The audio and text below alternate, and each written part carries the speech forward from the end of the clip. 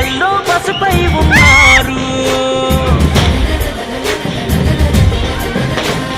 జగమెరుగని తీరు యుగ పురుషుడు మీరు, భరత జాతి నింపుకున్న సంపదకు ఇంకో పేరు ఎన్టీఆర్. ఓ ఎన్టీఆర్.